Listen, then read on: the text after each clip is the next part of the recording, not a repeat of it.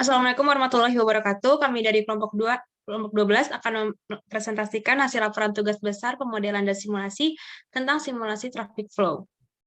Sebelum itu saya akan memperkenalkan anggota dari kelompok 12, yaitu ada saya sendiri, Anak Rinta Mahrani, selanjutnya ada Dimas Nur Cahya, dan yang terakhir ada Muhammad Nurifani Kadafi. Untuk deskripsi permasalahan, jadi pemerintah berencana membangun sistem pendeteksi kemacetan jalan raya yang dapat memberikan lokasi titik kemacetan berdasarkan kepadatan kendaraan di suatu unit lokasi. Untuk tujuan tersebut, tim peneliti yang terlibat mencoba membuat sistem yang dapat mensimulasikan arus kendaraan di jalan raya. Asumsinya adalah, yang pertama, seluruh kendaraan adalah mobil. Selanjutnya, jalur kendaraan memiliki hanya satu jalur berbentuk siklus seperti pada gambar. Dan yang ketiga, perilaku pengendara diatur atau dibatasi menjadi hal yang berikut.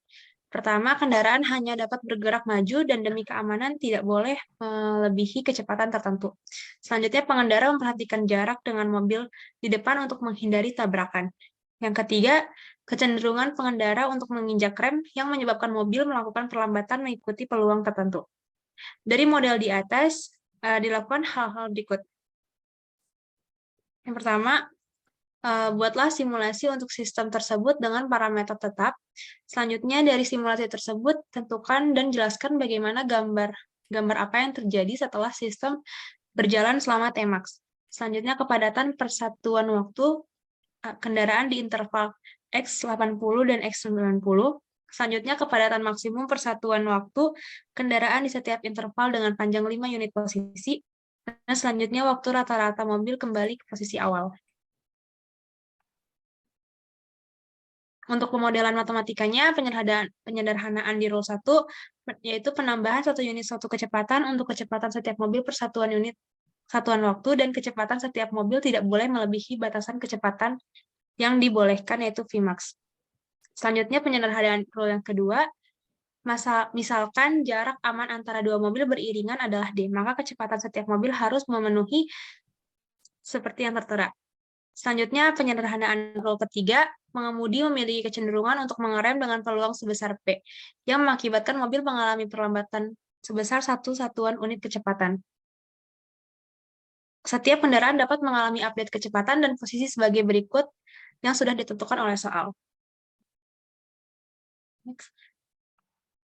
Selanjutnya akan dijelaskan oleh rekan saya. Baik, terima kasih. Selanjutnya saya akan menjelaskan algoritma yang digunakan. Di sini yang pertama kami menggunakan import library yang dibutuhkan, yaitu berupa import matplotlib, kemudian numpy, kemudian random, dan time. Kemudian kami membuat variabel yang dibutuhkan dan menentukan posisi awal mobil. Lalu selanjutnya kami membuat daftar jalan untuk menyimpan jumlah mobil per rutenya. Lalu kami juga membuat status kendaraan mobil yang sudah melakukan satu putaran, dan juga membuat status kendaraan mobil yang sudah melebihi satu putaran. Kemudian kami membuat menghitung waktu kendaraan untuk kembali ke posisi awal, kemudian mengupdate posisi mobil. Lalu selanjutnya untuk menghitung waktu mobil kembali ke posisi awal lagi. Kemudian menghitung jumlah mobil setiap jalan berkelipatan 10. Lalu dihitung semua mobil dalam interval. Kemudian disimpan hasil density intervalnya. Kemudian menghitung dan menyimpan density maksimumnya. Lalu mengupdate kecepatan mobil kembali. Baik, selanjutnya akan dijelaskan oleh teman saya, Muhammad Nurifani Kadafi. Baik, sekarang saya akan menjelaskan hasil simulasi dari permasalahan data dan code tersebut. Yang pertama adalah posisi mobil selama waktu max. Yang pertama, Untuk ini posisi awal, posisi T1. Ini posisi awal seperti ini, jadi cukup padat yang bagian belakang, di bagian interval 60 sampai 90. Kemudian ke bawah ini. Nah, kemudian ini posisi mobil ke 1000 atau T-max karena maksimalnya yaitu 1000 sesuai dengan soal. Jadi di sini kelihatan ya padat kendaraannya itu berada di interval 0 sampai ke 40. Beda dengan yang pertama. Yang pertama padatnya di akhir, kemudian yang maksimal itu padatnya di awal. Nah, lanjut ke bawah. Kemudian ini padatan kendaraan pada interval 80 hingga 90. Ini padatannya, jadi padatannya ada di angka, ada di iterasi sekitar 80 sampai 200. Itu padatannya ada di bawah. Kemudian cukup naik, ada di antara 200 hingga 300 cukup naik. Kemudian ada di interval 300 sampai 400 juga cukup sangat meningkat.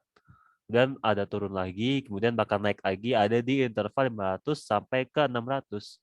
Kemudian turun lagi, stabil, kemudian meningkat lagi ada di interval 700 hingga ke 900. Kemudian di yang terakhir bakal balik ke semula, yaitu di 1000. Itu untuk kepadatan di interval 80 hingga 90. Kemudian ini untuk kepadatan maksimal setiap 5 interval. Misalkan cukup meningkat ada di interval 300 sampai ke 500, itu cukup meningkat, sisanya stabil ya. Sama ada di 750 sampai ke 860. Itu kepadatan intervalnya. Kepadatan interval ya, pada maksimal setiap 5 interval.